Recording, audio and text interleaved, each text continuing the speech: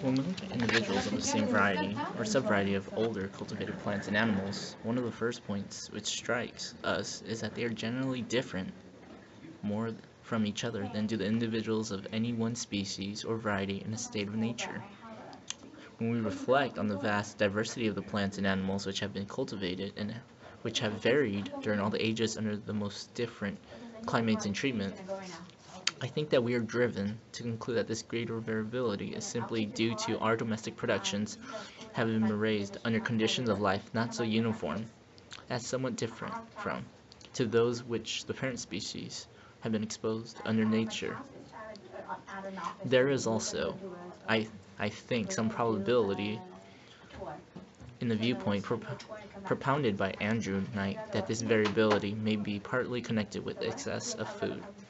It seems pretty clear that organic beings must be exposed during several generations to the new conditions of life to cause any appreciable amount of variation, and that when that organization has once begun to vary, it generally continues to vary for many generations.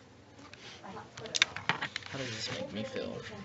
Well, it's like when I go fishing. I like to fish, in a lake or something and catch fresh fish.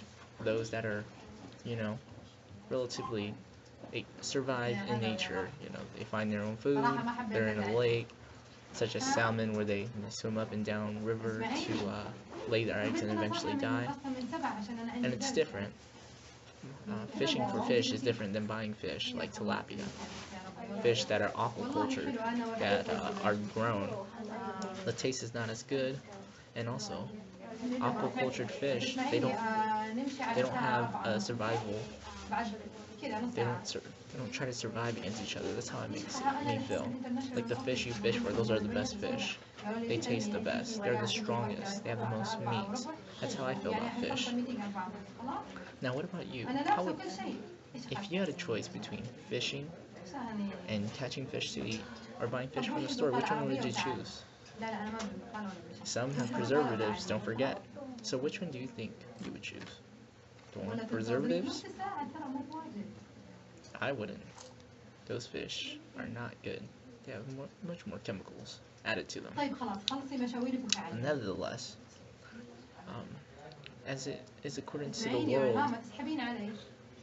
animals that are domesticated have less genetic variability.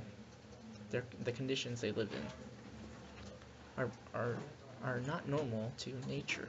They don't have to try to survive, to exist. They don't have to fight for existence. They simply live among men, are fed among men, and that's their life. They're eaten by men. Anyhow, such as fishes in the waters, in the oceans, in the lakes, they have to survive. If there's no food, they must find it.